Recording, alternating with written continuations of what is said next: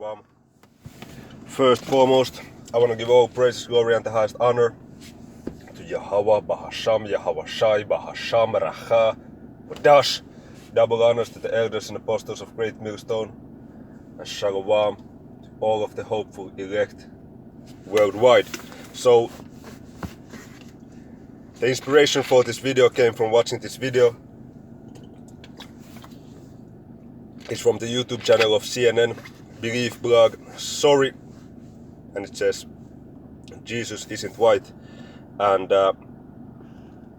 this video just popped up when I was looking for some of the elders and brothers videos concerning, King David and him being ruddy, meaning that he was a brown-skinned man with a reddish undertone. And also what it really means concerning David is that he was youthful. This is what it means. But so King David would have been more so considered a light-skinned man, not so much of a dark brown-skinned man. Okay, unlike King Solomon, because sometimes even if you have same father, same mother, so you have brothers and sisters, and both of them are so-called black, okay, the parents. Sometimes it is that one of the children turns out to be more darker skin than the others, and maybe there is one of the children, one may have more so of a lighter skin tone. So it always depends. But King David was of tribe of Judah and so-called black man, okay, but with a bit of a lighter complexion. However, I ran into this video, so let's watch a bit of it. And there is one point in specific what I want to focus on, and yeah, here we go. When I saw this headline, I kind of laughed and I said, oh, this is so ridiculous. Yet another person claiming it's racist to have a white Santa, And by the way, for all you kids watching at home, Santa just is white, but this person is just arguing that maybe we should also have a black Santa. Just because it makes you feel uncomfortable doesn't mean it has to change. Jesus was a white man too, but it's like Whoa. What do you mean?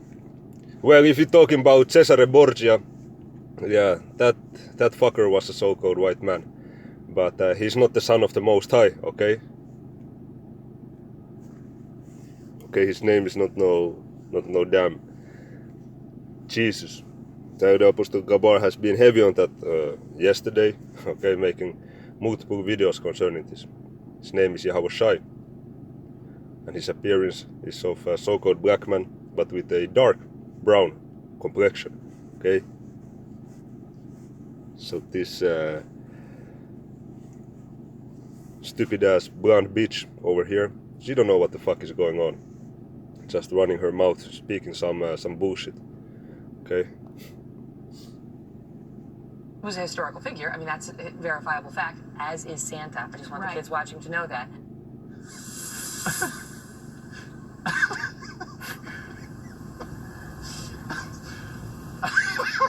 Sorry about that. Well, people, everybody's kind of laughing here. I want to bring in now Jamel Bowie. He is a staff writer at the Daily Beast and then the co-editor of CNN's Belief blog, Eric Maripodi. I'm laughing. Listen, I put this online, guys, and I said, what color is Jesus, what color is Santa Claus? And everyone's like going crazy. What color are you? What's wrong with you?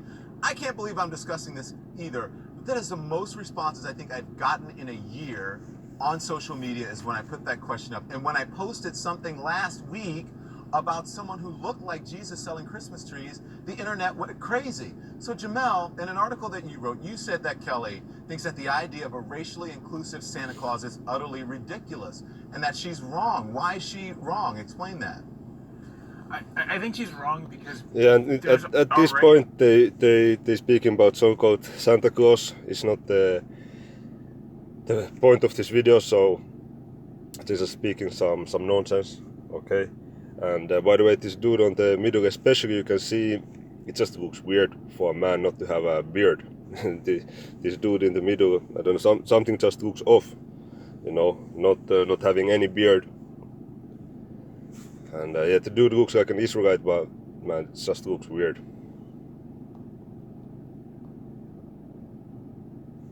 Already racially inclusive Santa Clauses. I grew up with a black Santa Claus. All of our Santas were black, all of our Mrs. Clauses were black.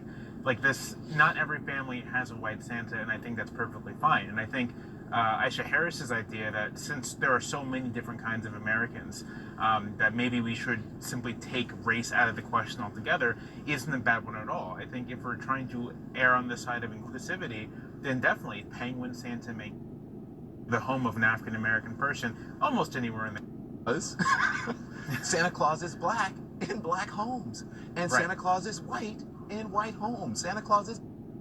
I understood what she meant in the beginning. I think what she meant. I don't want to put words in her mouth because then it is a white depiction. I understand that, but there are say about the color of Jesus' skin. Well, when we look at Jesus as a historical Okay, figure, Look. so at the now depiction they start of Santa to Claus, now they start to speak about so-called Jesus, who's again real name is Yahweh Shai. So we're gonna listen, and it's something that the dude on the right, okay, he says something which, and I watched this video like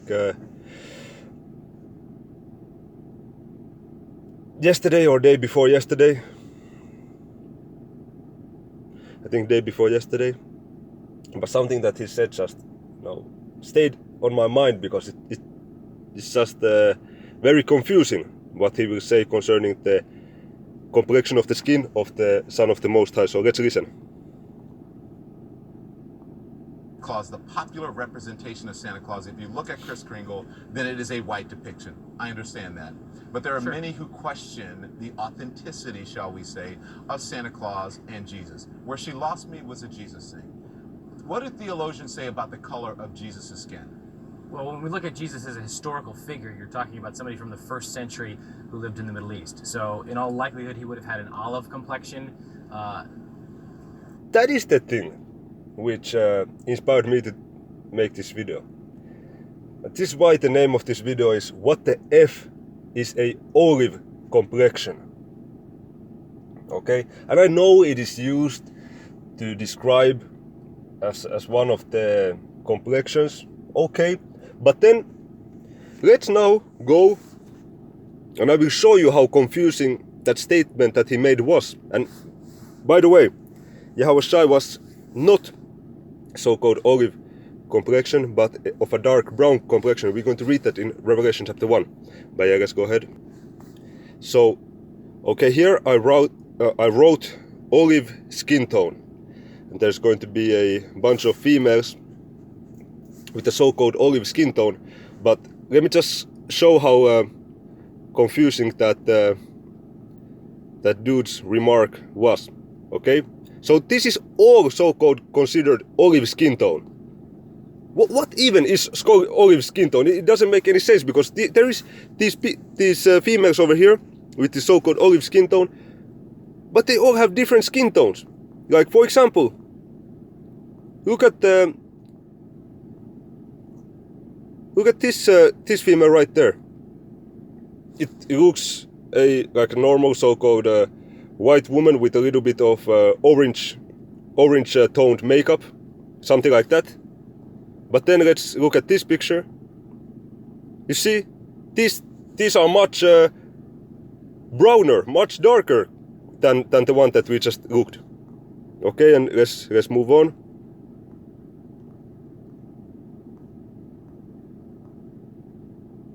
Okay, here you can see there's cool, then there's olive, and there's warm. But it doesn't make any sense because even here, this one and this one, they are completely different. This one, the skin tone is completely different and they are supposed to be in the same category. So what I'm saying is that so-called olive skin complexion is complete confusion. Look at this. How is this so-called olive skin complexion? So now we look at this. then we go here. So these are both so-called considered olive. Am I colorblind, or is this same with this? No, it's not the same. It's completely different. So this I was watching the brother. This over here, this dude on the right saying that, yeah, he was from Middle East, from 1st century Middle East, so he would most likely have olive skin complexion. What the fuck do you mean, man? What the fuck do you mean? What do you mean? That's some bullshit, okay? And yeah, that's some fucking bullshit. So let's listen a little bit more what he's going to say, then we're gonna go to Revelation 1. Skin. Well, when we look at Jesus as a historical figure, you're talking about somebody from the 1st century who lived in the Middle East. So in all likelihood, he would have had an olive complexion. We don't really know. What we do know is how artists have depicted him over the years. And like you said, just like with Santa Claus, oftentimes cultures will, it's almost a mirror of who's doing the depiction as to what Jesus turns out. When you go to Jamaica, you see a Jamaican Jesus. When you go to countries in Asia, you'll often see an Asian-looking Jesus. And here in the United States and in North America and Europe, you But see I want to say that, Eric. But I wanna say, see, in this point, he made a good point, because he was speaking about iconoclasm. So the so-called Jesus image of today, as it says in the video down below, how did so-called Jesus become white? It's because they who was depicting the images, they were also Edomites, starting from a Renaissance period. So what he said there is correct, yes. Edomites came in, did iconoclasm, they destroyed the images of the Moors, of the people ruling in the so-called Middle Ages, and then they put their own pictures instead, which are depicting as you can see here, a so-called white Jesus. But come on, look at this picture, this is pathetic. This so-called Jesus that we're looking at, the picture on the down. He looks very weak and very feminine with that long curly hair, long curly straight hair. How can this kind of a person be your symbol of salvation? This is a complete joke. And before I knew this truth, even when I was quite young man, before coming into this truth, maybe I would have been maybe from 15 to 16, 17, something with Christianity. I never quite embraced Christianity. It's just there was something blocking me from off of it, and there was questions I was asking concerning the Most High, concerning the Son. I was just really, if I pray, do I really have to pray to Jesus? What is the what is the truth concerning the Most High and His Son? And this image right there that we see on the down, I just couldn't quite make a strong bond with it, make a strong connection with it. And now I know now, because this is blasphemy of the Holy Spirit that we're looking on the picture on the down, okay, and the bottom side of the screen. So let's go to Revelation 1. We just gonna make it fast. That's going to be it for the lesson. Revelation chapter 1, we start from verse 13. And in the midst of the 7 candlesticks, one like unto the Son of Man, okay, this is the Son of the Most High, Yahweh Shai, clothed with a garment down to the foot, and girt about the paps with a golden girdle. His head and his hairs were white like wool, okay, the color of his hair and his beard were white, and they were as texture to wool, which is an afro, as white as snow, and his eyes were as a flame of fire, and his feet like unto fine brass, as if they burned in a furnace. If you take brass and you burn it in a furnace, it gets a very dark brown. The color of it becomes very dark brown. So this would be his complexion, a so-called dark brown not even so cold, but a dark brown color. Okay?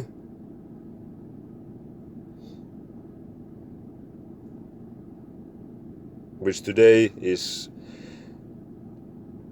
characterized as a black man, okay?